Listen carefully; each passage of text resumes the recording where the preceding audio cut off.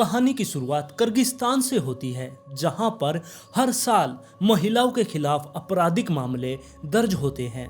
ये मामले महिलाओं को शादी के लिए अपहरण करना या फिर उनका यौन उत्पीड़न करना या फिर घर पर कोई मार पिटाई, इससे रिलेटेड हर साल हजारों मामले इन महिलाओं के खिलाफ ऐसे देखे जाते हैं, लेकिन इन पर कोई भी कार्रवाई नहीं होती। इस देश की ये संस्कृति है कि इन महिलाओं के साथ पुरुष कुछ भी कर सकता है, लेकिन ये इनके खिलाफ एक शब्द भी नहीं बोल सकती और इनको इस चीज की आदत पड़ चुकी है। और इसी वजह से 2023 के अंदर एक नया मामला निकलकर सामने आता है जो कि पूरे किर्गिस्तान को दहला देता है। एक महिला जिसका नाम एलेस था, उसका जन्म किर्गिस्तान के टोकोमोको शहर के अंदर हुआ था। वो बचपन से ही पढ़ाई में बहुत ज़्यादा होशियार थी और एक वो साधारण सी लड़की थी। उसने अपनी पढ़ाई पूरी की, जिसके बाद वो एक हेयर ड्रेसर बनना चाहती थी और इसी सपने को अपनी आंखों में सजोए वो किर्गिस्तान की राजधानी बिश्केक में चली गई। वहां पर जाकर वो अब जॉब करना चाहती थी और इसी दौरान एलिस अब 19 साल की हो चुकी थी और अभी उसकी मुलाकात एक अजमत नाम के लड़के से होती है। अजमत से वो प्यार कर बैठी और जल्द ही इन दोनों ने शादी भी कर ली। लेकिन जो ये एलिस थी, इसको मौका ही नहीं मिला अजमत को समझने का। इसने बहुत जल्दबाजी में शादी कर ली थी और यही इसकी सबसे बड़ी गलती होने वाली थी, क्योंकि इस देश के अंदर ये उम्र फिक्स कर दी गई है, यानी कि 19 से 20 साल की उम्र में लड़की यहाँ पर शादी कर लेती है। ये बहुत कम उम्र है, लेकिन इस देश का ऐसा मानना है कि इतनी कम उम्र के अंदर लड़कियों को शादी कर लेनी चाहिए। और अब अजमत और एलिस ने शादी कर ली थी। एलिस को इसके बारे में कुछ भी नहीं पता था कि इसके ऊपर बहुत सारे मुकदमे पहले से दर्ज हैं। ये बहुत ही ज़्यादा खतरनाक इंसान है। और जब एलिस ने उसे पहली बार देखा था, तब उसे अजमत बहुत ही ज़्यादा शरीफ और ईमानदार लड़का लगा कि वो बहुत ज़्यादा मेहनत करेगा और उसका वो साथ देगा। और अजमत के परिवार वाले भी अच्छे खासे थे, क्योंकि वो बहुत ज़्यादा अमीर थे।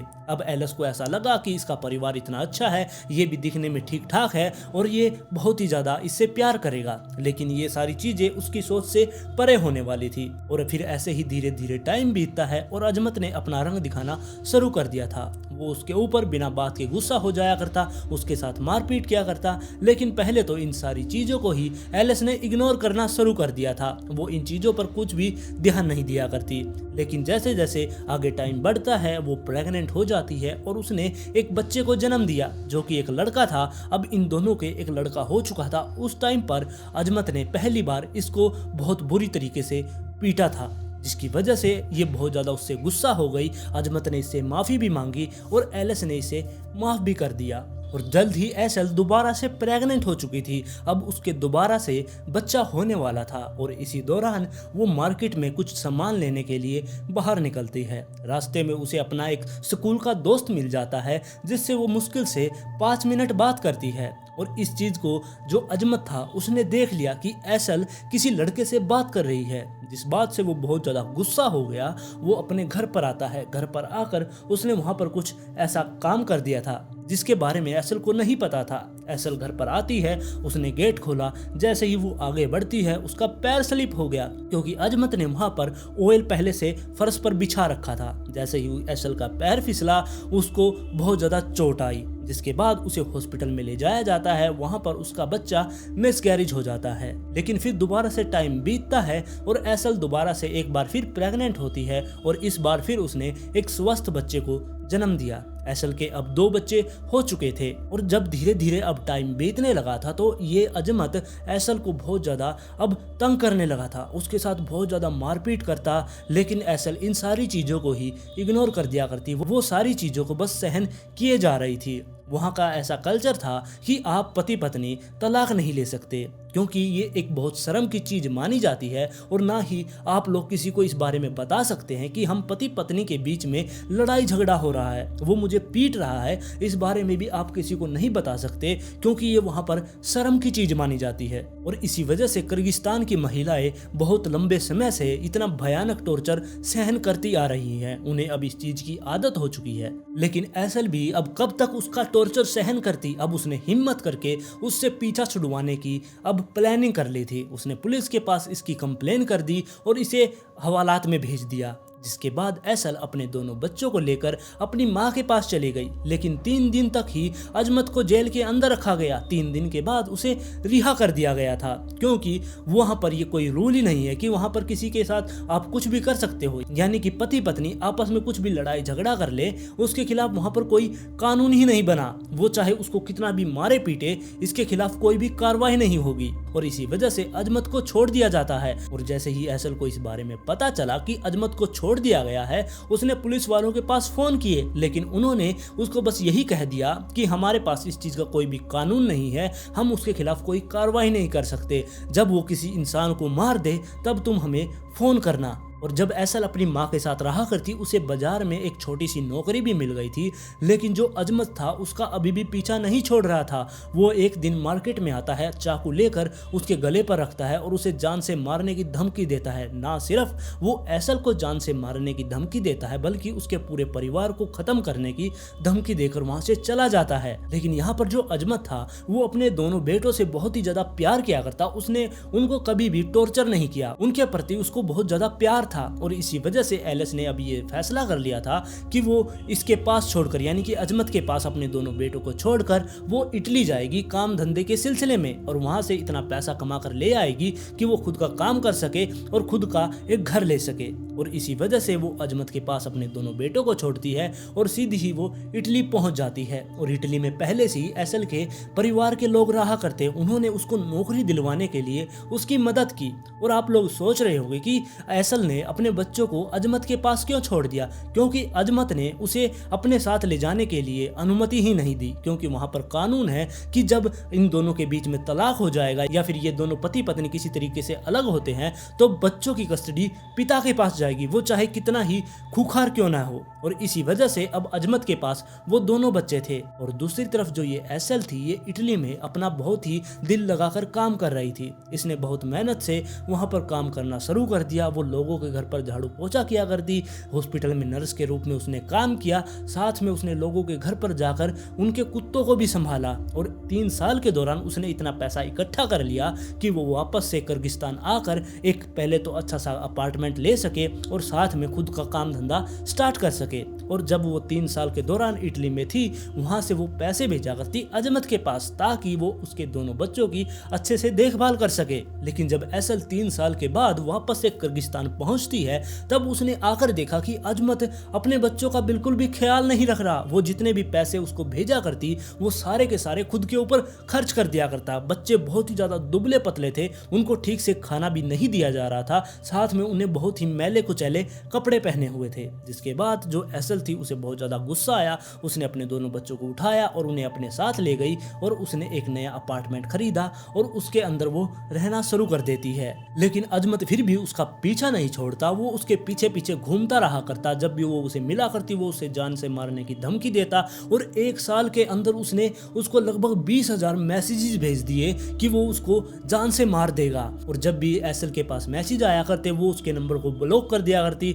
लेकिन वो हर रोज ही नई सिम खरीदता और उससे उसको मैसेज भेजता, जिसकी वजह से तंग आकर ऐसल ने लगभग 1 साल के दौरान 20 बार पुलिस वालों के पास भी फोन किए, लेकिन पुलिस वालों ने उसकी एक भी नहीं सुनी। और फिर एक दिन जब ऐसल अपने काम धंधे से वापस अपने घर की तरफ लौट रही थी, रास्ते में ही अजमत उसे मिल जाता है। अजमत ने चाकू की नोक पर ऐसल को वहां पर उसके साथ बदतमीजी की और उसने रोड के ऊपर ही उसका बलात्कार किया, जिसकी वजह से जो वहां के आसपास के लोग थे उन्होंने उसको देखा। जिसके बाद उन्होंने पुलिस के पास फोन किया, पुलिस वाले वहां पर आए, अजमत को वो अरेस्ट करके ले गए। और दूसरी तरफ जो ऐसल थी, उसको अब यकीन था कि जो ये अजमत ने उसके साथ किया है, इसकी वजह से इसे अच्छी खासी सजा होगी और साथ में इसके बच्चों की कस्टडी इसे मिल जाएगी। लेकिन यहाँ पर जो अजमत के परिवार वाले थे, उसके माता पिता और उसके रिश्तेदार सामने आते हैं। उन्होंने इसके परिवार को पहले तो जान से मारने की धमकी दी और साथ में उन्होंने एक सौदा रख दिया, अगर तुम अपना केस वापस ले लेती हो तो अजमत तुम्हारा पीछा नहीं करेगा और साथ में तुम्हें तुम्हारे बच्चों की कस्टडी भी वापस से दे देंगे। ये बात सुनकर ऐशल बहुत ज्यादा खुश हो गई और उसने अपना केस वापस ले लिया। लेकिन ये एक बहुत बड़ा षड्यंत्र था, क्योंकि जैसे ही उसने अपना केस वापस लिया, अजमत रिहा हो गया। रिहा होने के बाद उसने फिर से उसका पीछा करना शुरू कर दिया। और फिर एक दिन मौका पाकर अजमत एसल के अपार्टमेंट में घुस जाता है, उसको अंदर धकेल कर उसके साथ दोबारा से चाकू की नोक पर बलात्कार करता है। जिसके बाद एसल ने पुलिस वालों को इस बारे में बताया। उसने अदालत का भी दरवाजा खटखटाया, लेकिन वहां पर जो जज थे उसने भी अजमत की ही तरफदारी की। उसने उसी का पक्ष लिया और इसने कहा कि इसके खिलाफ कोई भी कानून नहीं है, इसकी वजह से इसे रिहा किया जाता है। और अजमत एक बार फिर से बाहर आजाद घूम रहा था। अगर उस दिन अजमत को जेल के अंदर डाल दिया जाता तो जो ये आगे आने वाली ट्रेजेडी है ये कभी भी ना होती, क्योंकि 20 सितंबर 2023 के दिन कुछ ऐसा होने वाला था। 20 सितंबर के दिन एसल सुबह उठती है, अपने दोनों बच्चों को उठाती है, उनको स्कूल जाने के लिए वो तैयार करती है, उनके लिए वो खाना वगैरह बनाती है, उन्हें खाना खिलाती है। जिसके बाद उनका सामान पैक करके वो जैसे ही गेट खोलती है, सामने अजमत खड़ा था। अजमत ने उसे धक्का दिया, वो अंदर की साइड गिर गई। वो उसके ऊपर जाकर वो बैठ गया और उसका गला दबाना उसने शुरू कर दिया। उसने तब तक उसका गला नहीं छोड़ा जब तक कि एसल बेहोश नहीं हो गई। जैसे ही एसल बेहोश हुई, उसे पता नहीं उसके साथ आगे क्या हुआ, और जब उसने आवाज सुनी अपने बेटे के रोने की, तब एसल को होश आ गया। एसल ने देखा कि वो पूरी तरीके से खून में लथपथ है। उसने पानी मांगा। अजमत एक बाल्टी भरकर उसके लिए पानी लेके आया और उस पानी में खून भी मिला हुआ था। शायद अजमत ने अपने हाथ खून वाले उस बाल्टी के अंदर धोए थे, लेकिन एसल इतनी ज्यादा प्यासी थी कि उसने उस खून वाले पानी से ही पानी पी लिया। जिसके बाद वो देखने लगी कि अजमत क्या कर रहा है। अजमत उस टाइम पर किचन में था और बहुत सारे चाकुओं के अंदर से वो एक चाकू उठाता है। वो वापस से एसल के पास आता है, उसकी नाक और कान वो काट देता है। इसके बाद वो उसकी आंख भी फोड़ने ही वाला था कि तभी पुलिस वाले एंटर करते हैं उसके अपार्टमेंट के अंदर। वो भागकर अजमत को पकड़ने ही वाले थे कि तभी उसने पुलिस वालों पर भी वार करना शुरू कर दिया। लेकिन पुलिस वालों ने कैसे करके उसके ऊपर काबू पाया, उसको जमीन पर लिटाया और उसे खींचकर दूर लेकर गए। और अब एसल का बहुत ज्यादा खून बह चुका था। अब पुलिस वाले इसे उठाकर हॉस्पिटल में लेकर जाते हैं, लेकिन हॉस्पिटल वाले भी इस केस को लेने से मना कर देते हैं। पता नहीं वहां पर क्या कारण रहा, उन्होंने एसल का इलाज करने से ही मना कर दिया। जिसके बाद पुलिस वाले उसे वहां से उठाकर दूसरे हॉस्पिटल में लेकर जाते हैं, जो कि लगभग वहां से 1 घंटे की दूरी पर था। और 1 घंटे का जो समय लगा था, उस समय एलस का बहुत सारा खून बह चुका था। उसकी सांसें अब बहुत कम चलने लगी थी। उसको बचाना बहुत ही ज्यादा मुश्किल होने वाला था। लेकिन जैसे ही उसे दूसरे हॉस्पिटल में ले जाया गया, वहां के डॉक्टर भागकर उसको हॉस्पिटल के अंदर लेते हैं और उसका ट्रीटमेंट शुरू करते हैं। और सबसे पहले डॉक्टरों को एसल की जान बचानी थी और इसके बाद इसका चेहरा ठीक करना था। और उस टाइम पर जब पुलिस वालों ने अजमत को पकड़कर एसल से दूर किया था, उसके जेब को चेक किया गया था। उसकी जेब से एसल के कान और नाक निकले और उन कान और नाक को पुलिस वालों ने आइस पैक में रख लिया था और उन्हें वो डॉक्टरों को लाकर उन्होंने दे दिया था। कान नाक डॉक्टरों को देने के बाद भी इसको जोड़ना बहुत ही ज्यादा मुश्किल होने वाला था, क्योंकि इस घटना को हुए बहुत ज्यादा समय बीत चुका था। और दूसरी तरफ जो एसल थी, उसकी सर्जरी की जाती है। लगभग 9 घंटे तक उसके ट्रीटमेंट चलता है। 9 घंटे के दौरान उसके चेहरे को दोबारा से ठीक करने की कोशिश की गई, क्योंकि उसके कान नाक काट दिए गए थे, उसके गले पर भी वार किया गया था, उसकी गालों को भी काटा गया था, जिसकी वजह से उसका चेहरा पूरी तरीके से बिगड़ चुका था। डॉक्टरों ने उसके चेहरे की सर्जरी की, उसके पूरे चेहरे पर पट्टी वगैरह लगा दी थी। साथ में डॉक्टरों ने ये हिदायत दी वहां पर जितने भी स्टाफ वाले थे कि एसल के रूम में कोई भी दर्पण नहीं होगा, यानी कि वहां पर कोई भी शीशा नहीं होगा, ताकि वो उस शीशे के अंदर खुद को देखकर कहीं खुद का आपा खो ना बैठे। जिसकी वजह से एसल के रूम से सारे के सारे शीशे बाहर निकाल दिए गए। और फिर ऐसे ही टाइम बीतता है और एक दिन एसल खुद को रोक नहीं पाई। उसने खुद को शीशे के अंदर देख लिया और शीशे में जब उसने खुद के चेहरे को देखा, वो बहुत जोर जोर से रोने लगी। वहां पर चीख पुकार वो करने लगी थी। जिसके बाद एसल अब अपनी खूबसूरती को दोबारा से पाना चाहती थी और इसी वजह से उसने बहुत सारे ऑपरेशन करवाए, लेकिन जितने भी इसके ऊपर पैसे लग रहे थे, सरकार ने इसको कुछ भी पैसा नहीं दिया और इसके परिवार वालों ने ही $45,000 का जुगाड़ किया, क्योंकि डॉक्टरों को सबसे पहले एक हड्डी का ढांचा तैयार करना था इसके कान और नाक पर, और वो हड्डी जब बड़ी हो जाती उसके बाद उसके ऊपर स्किन लगाई जाती। और ये सारा काम कुछ महीनों का नहीं बल्कि आने वाले कई सालों तक चलने वाला था। लेकिन फिर भी एसल ने हार नहीं मानी, क्योंकि उसके साथ उसका परिवार और देश के बहुत सारे लोग उसके साथ खड़े थे, जो उसके सपोर्ट में आए हुए थे। और जब ऐशल के परिवार वालों ने अजमत के परिवार वालों से बात की कि हमारी बेटी के लिए तुम कुछ पैसे हमें दे दो, तब उन्होंने उन्हें पैसे देने से साफ मना कर दिया और साथ में उसे धमकी भी दी कि वो ऐशल को जान से मार देंगे, जिसकी वजह से पुलिस वालों ने उसकी सुरक्षा और बढ़ा दी। 24 घंटे उसके घर के बाहर एक गाड़ी तैनात रहा करती पुलिस वालों की। और दूसरी तरफ जो अजमत था उसे पकड़कर जब पुलिस वाले पुलिस स्टेशन में लेकर गए, वहां पर अजमत ने उनको यही कहा कि मेरा कोई भी कसूर नहीं है, मेरा उस टाइम पर दिमाग खराब हो गया था, मुझे पता ही नहीं मैंने कब क्या कुछ कर दिया है, आप लोग मुझे डॉक्टर के पास लेकर जाए, मेरे दिमाग का चेकअप करवाएं। और पुलिस स्टेशन के अंदर रहते हुए भी जो ये अजमत था, इसके पास फोन था, यानी कि इसकी फोन तक की पहुंच थी। ये जेल के अंदर बैठा बैठा भी ऐशल को धमकी भरे मैसेजेस किया करता, उसके परिवार के पास भी मैसेज किया करता और साथ में बहुत सारे लेटर भी उनको लिखा करता।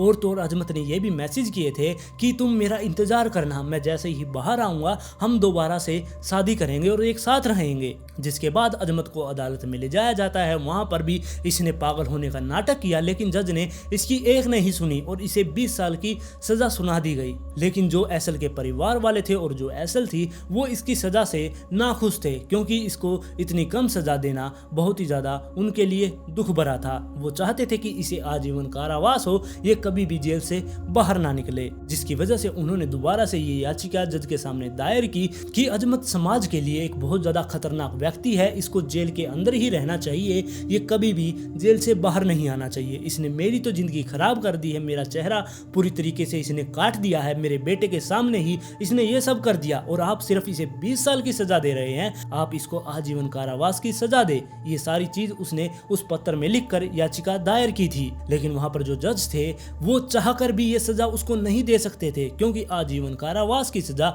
इस देश के अंदर हत्या के रूप में है, यानी कि अगर अजमत किसी की हत्या कर देता तब उसको आजीवन कारावास होता। इसने किसी को मारा नहीं है, बस किसी को नुकसान पहुंचाया है, जिसकी वजह से इसे आजीवन कारावास की सजा नहीं हुई। और ऐशल का ऐसा मानना है कि इस देश के अंदर उसका रहना सुरक्षित नहीं है, क्योंकि एक ना एक दिन अजमत बाहर आएगा और वो उसके बच्चों को और उसे मार देगा। अब वो सोच रही है कि उसे जल्दी से जल्दी अपने दोनों बच्चों को लेकर इस देश को छोड़ देना चाहिए। और ऐशल का ये भी कहना है कि किर्गिस्तान एक ऐसा देश है जहां पर अगर जो कैदी है वो माफी मांगने लगे तो उसे समय से पहले ही रिहा कर दिया जाता है। यानी कि ऐशल का ऐसा मानना है कि जो ये अजमत है इसको समय से पहले रिहा कर दिया जाएगा, इसको माफ कर दिया जाएगा और इसे फिर से खुला छोड़ दिया जाएगा। और जब ये बाहर आएगा तो ये हम पर हमला करेगा। और इसके बाद ऐशल ने अपने बच्चों के साथ वो देश छोड़ दिया। और दूसरी तरफ जो अजमत है वो आज भी जेल के अंदर बंद है। उसके साथ आगे क्या होता है उसके बारे में हमें कुछ भी नहीं पता। और आज की स्टोरी में बस इतना ही। आप लोग इस स्टोरी के बारे में अपनी राय मुझे कमेंट में जरूर दें। अगर आप इस चैनल पर पहली बार आए हैं तो चैनल को सब्सक्राइब कर ले। वीडियो पसंद आई तो लाइक एंड शेयर जरूर करें और जल्द ही मिलते हैं ऐसे ही एक और इंटरेस्टिंग स्टोरी के साथ।